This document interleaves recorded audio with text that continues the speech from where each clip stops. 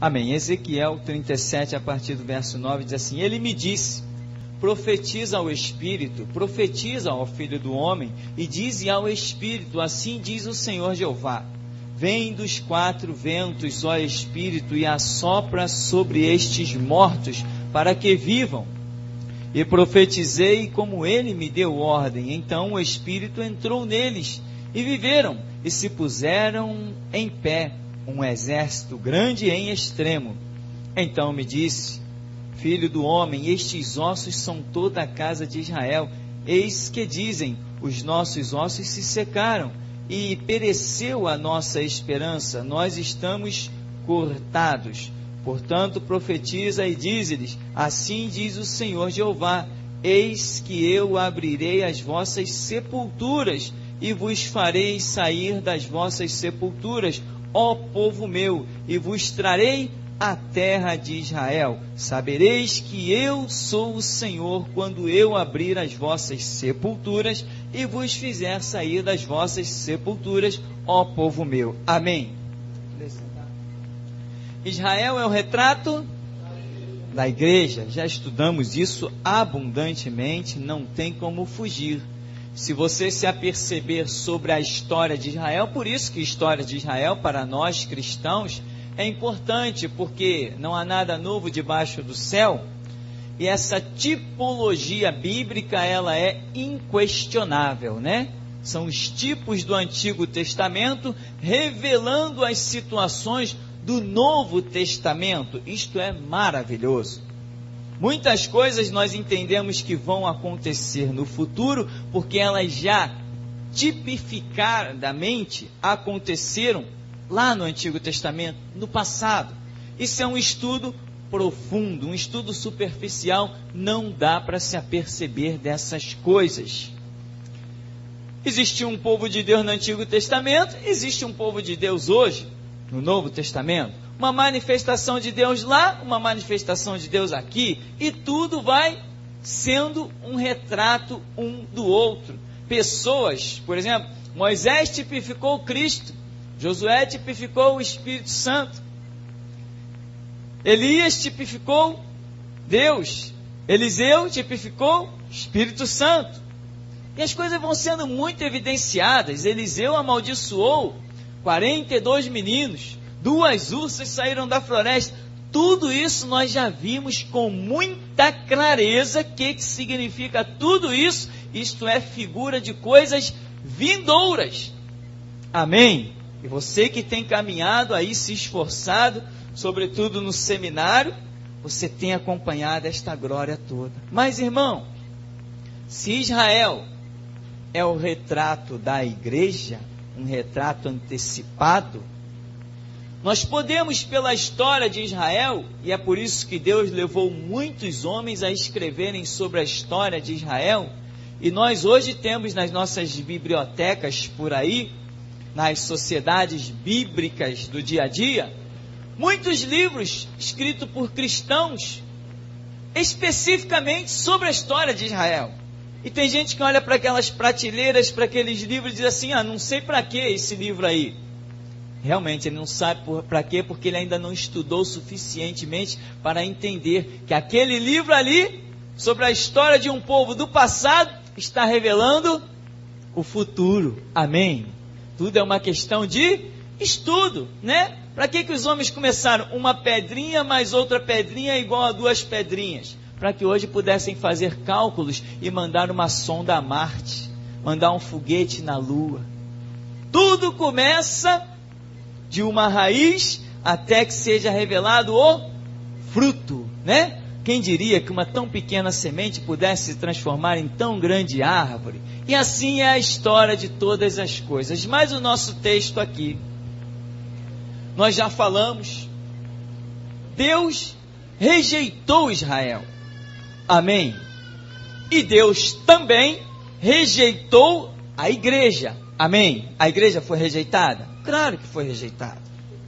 Que igreja eu estou falando? Eu estou falando da igreja dos primeiros séculos. Aquelas cujos fundadores foram Paulo, Pedro, Tiago, João, aquela fez aliança com o Estado romano e se transformou na Igreja Católica Apostólica Romana. A palavra católica significa universal. Coincidência, né? A palavra católica tem esse sentido. Por quê? Porque era a ideia do Império Romano unificar todos os conceitos religiosos, já que eles não conseguiam acabar com os crentes. Matava um aqui, lá na outra cidade tem 10, matava os 10, na outra cidade tem 100, matava os 100, na outra cidade tem 1000. Eles falaram, não tem jeito, vamos nos unir a eles. Aí vieram lá alguns espertos, né?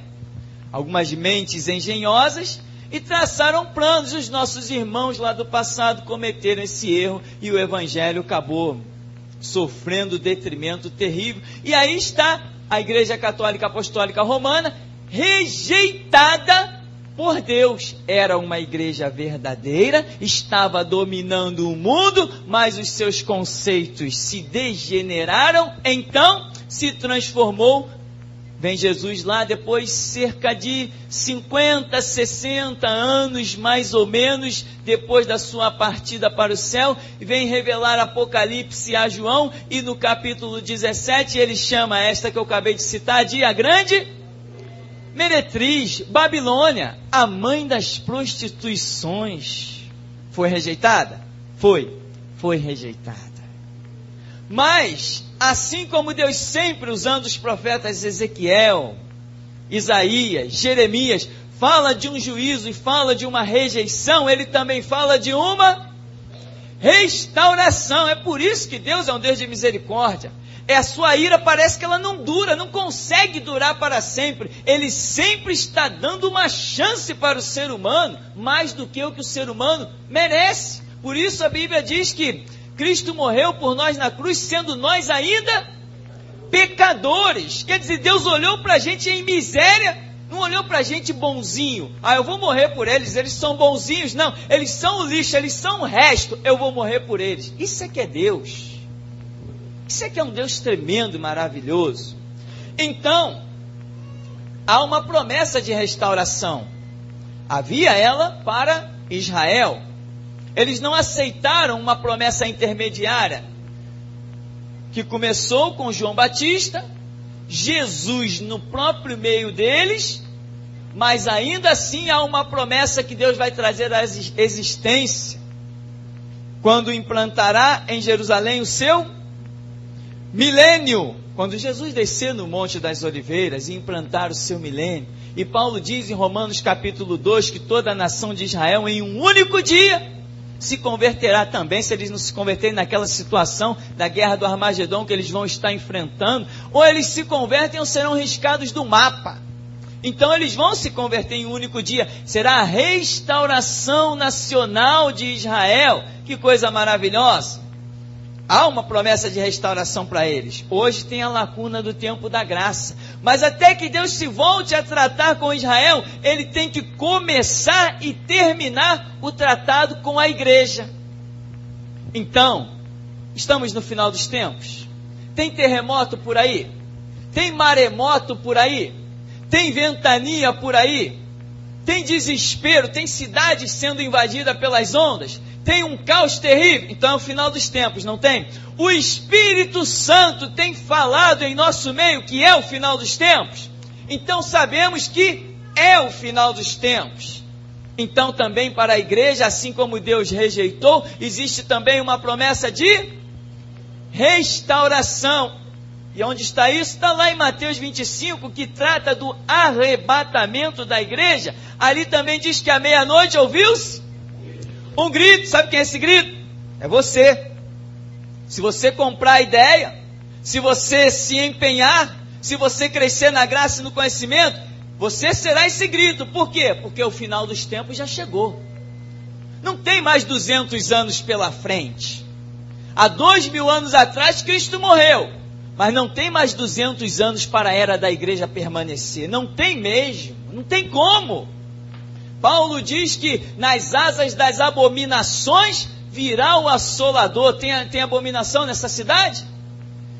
Tem homossexual até adotando criança. Que é pior do que isso? Nem Sodoma e Gomorra não tinha isso, e caiu fogo e enxofre do céu e os consumiu. Não tinha gente sequestrando criança em Sodoma e Gomorra para retirar os órgãos. Não tinha sequestro em Sodoma e Gomorra. Não há essas notícias. E Deus fez cair fogo do céu. Ou seja, você acha que tem quanto tempo mais pela frente, hein? Até que Cristo arrebate a sua igreja. Mas à meia-noite ouviu-se um grito. É a restauração que vai se dar no final dos tempos, quando o arrebatamento estiver às portas. O que é restauração? O que é restaurar? Restaurar é você pegar aquilo que estava degenerado, quebrado, destruído, e você remonta aquilo. Você tira as arestas, cobre as rachaduras, dá uma nova pintura num vaso. Você restaurou. Então, se a obra dos últimos tempos é uma obra de restauração, aonde que a gente tem que ir, hein? Qual é o nosso alvo? É a igreja. O nosso alvo é crente que está quebrado, é crente que está caído, é crente que está rachado, é crente que está fracassado. Por que está fracassado? Porque alguém não lhe ensinou a vencer pelo que diz a Bíblia. Sabe o que eu acho interessante nesse texto de Ezequiel? É que Deus fala assim, olha, no verso, a partir do verso que nós lemos, 9, ele diz assim: profetiza ao Espírito, profetiza, filho do homem, diz ao Espírito, assim diz o Senhor Jeová, vem dos quatro ventos, ó Espírito, assopra sobre estes mortos, para que vivam. Isso aqui é uma voz de restauração? Sim. E Deus está dizendo que eles estão o quê? Mortos. Aí diz, profetiza, como ele me deu ordem, então o Espírito entrou neles, e viveram, e se puseram em pé, um exército grande em extremo. Então me disse, filho do homem, estes ossos são toda a casa de Israel, ou seja, são a igreja também. Eis que dizem, os nossos ossos se secaram, pereceu a nossa esperança, nós estamos cortados. Portanto, profetiza, diz-lhes, assim diz o Senhor Jeová, eis que eu abrirei as vossas... Eis que abrirei o quê? Não, as vossas igrejas. Pode botar a palavra igreja aí no meio dessa sepultura aí. É isso que as igrejas se tornaram, sepultura, porque as pessoas estão lá dentro sem vida, sem esperança, estão dizendo, estamos o quê? Cortados. As sepulturas aqui representam as igrejas. Lá representava a nação de Israel, que tinha os pergaminhos, que tinham os escribas, os fariseus, os saduceus, os sacerdotes. Tinha um monte de gente que se dizia guardião da lei, mas eles eram o quê? Sepulcro caiado, bonito por fora e cheio de rapina por dentro. Assim são as igrejas dos nossos dias. Se você realmente, meu irmão, não assumir o preço, não pagar o preço de uma restauração, primeiramente da sua própria vida, entrar no teu quarto, clamar, examinar a Escritura, você mesmo acaba não indo adiante. O preço pago nesses últimos dias tem que ser grande, não desista. Porque o caminho da salvação é estreito. Jesus falou que a porta é estreita. Você vai ter que deixar muita bagagem do lado de fora para poder passar por essa porta. Ela é a porta da restauração. Você tem visão da casa própria? Você não pode ser restaurado, vai ter que deixar essa bagagem do lado de fora. Você tem visão do melhor emprego nessa terra? Essa bagagem vai ter que ficar do lado de fora. A visão da restauração é uma porta muito estreita e só entra nela quem tem uma única bagagem. Qual é? De que uma alma vale mais que o mundo todo. Quem tem essa bagagem passa fácil pela porta, mas quem não tem ela não consegue passar. As igrejas sepultaram vidas, mataram. Lideranças assassinas têm destruído vidas. Quer ver uma maneira de sepultar vidas? Você está na igreja, está dando o teu dízimo, Ah, irmão, então você já é um abençoado. Só o fato de você estar na igreja já te faz um abençoado. Mentira, isso não é igreja, isso é sepultura. A porta que você tem que entrar não é a porta da igreja, é a porta do céu. Entrar na igreja é um fato, entrar no céu é outro bem diferente. Amém? Aqui está dizendo, eu abrirei as vossas sepulturas, mas como que ele vai abrir? Com um grito de restauração através do profeta Ezequiel. E outra coisa, aqui está escrito, profetiza ao Espírito. Que Espírito é esse? Está com letra minúscula. Está com letra minúscula. Então eu vou repetir o que eu me lembro que já disse aqui. Passe por cima de qualquer liderança. O nosso alvo é o povo. Amém, meu irmão? Não respeite liderança que você não veja nela os frutos do cristianismo. Não respeite. Ah, é pastor, eu quero ver o fruto. Eu não aceito pastor formado por seminário. Eu aceito pastor ungido pelo Espírito Santo. Quando abre a boca a gente vê o sinal. Senão não é pastor. Ah, eu fui consagrado. Ser consagrado para mim é esterco, está reprovado. Porque eu não fui até aqui, me ajudou o Senhor. Então, profetiza, filho do homem, ao Espírito, para que venham dos 4 cantos. Porque a nação de Israel foi espalhada aos 4 cantos. E Deus tinha uma promessa de reunir esse povo novamente na sua terra. Promessa essa que se cumpriu pelo reconhecimento da ONU em 1948, dando a legitimidade do Estado de Israel. Só que quando eles chegaram lá, já tinha gente habitando lá, os chamados samaritanos. Por isso existe aquela guerra até hoje, que o judeu não fala com o samaritano. Por isso os árabes não abrem mão de um pedaço lá da terra santa, que também pegaram quando Israel não estava naquele lugar. E aquela guerra ali não para jamais. A menos que surja quem?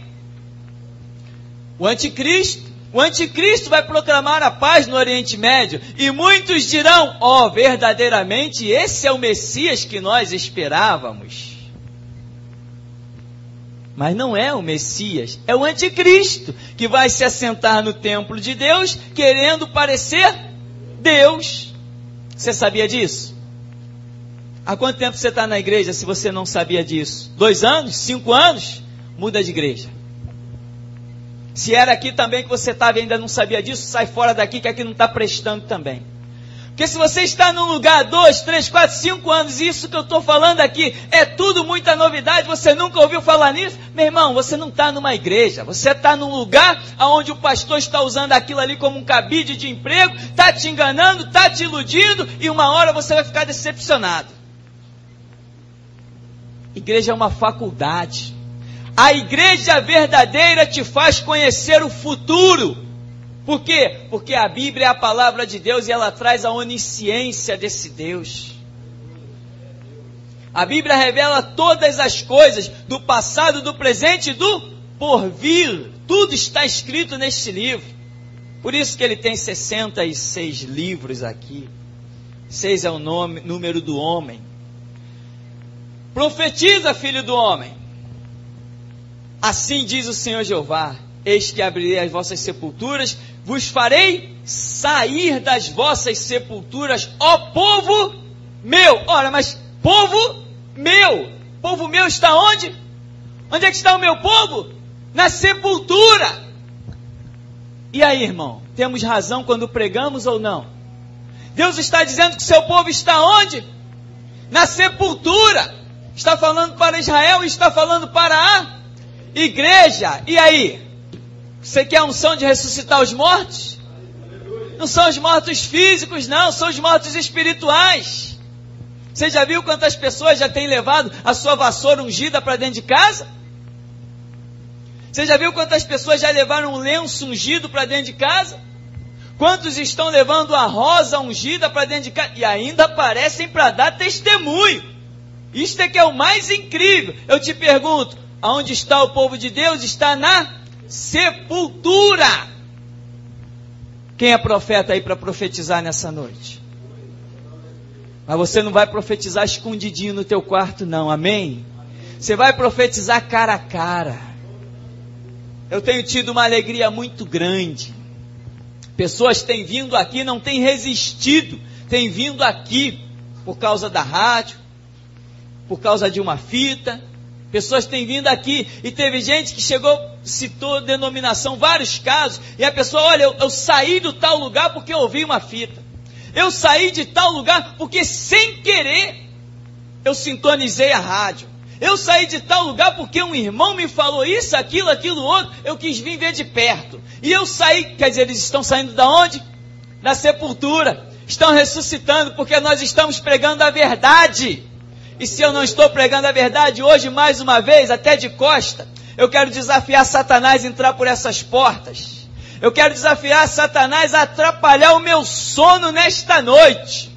Se o que eu estou falando aqui não é a verdade, que eu aposto a minha vida nela e aceito desafios. As igrejas estão mortas, sepultadas. Por isso eu te digo, não respeite liderança, passe por cima delas. Nós temos um povo para ressuscitar. Temos vidas para alcançar. O nosso alvo é o povo. Lá em Santa Catarina eles estão desesperados. Pastor André acabou de me entregar uma visão agora. Enquanto orávamos, Deus falava com ele e dizia, mostrava situações, demônios, e ainda dizia o seguinte, eles estão desesperados. E é bom eles ficarem mesmo. É bom ficarem mesmo. Lembra da palavra que Paulo disse? Até quando perverterás os retos caminhos do Senhor? Eis aí agora contra ti a mão do Senhor e ficarás cego. Essa unção está sobre a gente. Não tenho medo de ninguém nem de nada. E eles terão que mesmo ser entenebrecidos, porque há um povo que Deus quer resgatar. E você faz parte desse chamado. Você faz parte desta batalha. Você foi convocado para esta guerra. E eu te digo mais, botou os pés dentro deste lugar e não comprou a visão da restauração da igreja, não te resta mais dias para serem vividos nesta terra. Quem rejeita a visão dos últimos tempos, meu irmão, não pode mais viver numa vontade permissiva. Acabou esse tempo. Muitas pessoas passaram por aqui, não se assuste não, vai orar. É minha obrigação falar, né? E eu não posso escolher o que vou falar. Muitas pessoas passaram por aqui, jovens e idosos, e já desceram à sepultura. Porque não compraram a visão da restauração da igreja e achavam que podiam continuar por aí brincando de crente nas outras igrejas. Meu irmão, a restauração é a última visão que a igreja tem para comprar. Ou compra essa ou não tem outra. De vez em quando vem uma notícia, sabe fulano? Morreu. Sabe fulana? Morreu. Sabe sei quem? Morreu. É assim mesmo. E aqui, para nós encerrarmos, no 13. Sabereis que eu sou o Senhor, quando eu abrir as vossas sepulturas e vos fizer sair das vossas sepulturas, ó povo meu. Quem aí veio da Igreja Internacional da Graça de Deus?